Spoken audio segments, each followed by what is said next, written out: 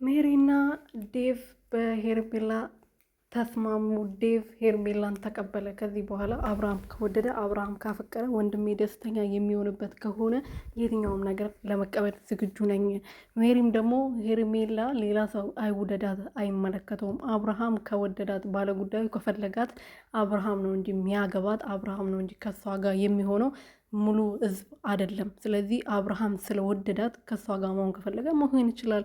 የትኛውም ሰው ስላለ ብቻ ሄርሜላ አንተ ስላልወደድካት ሌሎች ኦዲየንሶች ስላልወደዷት ከሄርሜላ የሚለይበት ምክንያት የለም። እሱ ነው ፈልጎ ወዶ ፈቅዶ ከሷ ጋር እየሆነ ያለው።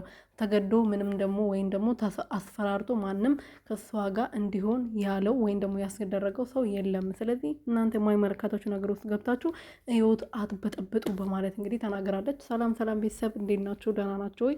እና ያለው ፈጣሪ ይመስገን። በያላችሁበት ሰላማችሁ ብዙ ትርፍርፍ ይበልልኝ። ለዚህ ቤት አዲስ የሆናችሁ ሰብስክራይብ፣ ሼር፣ ላይክ እያደረጋችሁ ቤተሰብ እንድትሆኑ በትህትና እየጠየኩኝ ተከሳ የነበረችዋ ታስራ የነበረችዋ ሴትዮዋ ወጣለች። አብርሃም ትላንት የክስ እንትን ወረቀት ሄዶለት ነበር፣ ግን እሱ አልታሰረም። ዛሬ መጥተዋል። እኛ ራሱ ዛሬ እስር ቤት ምናምን ይገባል ጠያቂ ይሄድለታል ምናምን ብለን አስበን ስንጠብቅ ነበረ፣ ግን አልተከሰሰም።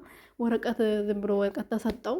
ዳኒ በ3 ሰዓት ነበር ያን ቀን ዳኒ የተባሉት ቀን፣ በማግስቱ አልመጡም ነበር ለ2 ቀን ማለት ነው። ዛሬ ግን ያው አብርሃም ዋናው የድራማ እንትን ስለሆነ እንትን ምንድነው ጽፎ የሚሰጣቸው እሱ ስለሆነ መታሰር አይችልም። ዋናው አክተር ስለሆነ መታሰር አይችልም። ቶሎ ወጣ ማለት ነው። ለዛ ነው ተጠየቀ፣ ተመለሰ።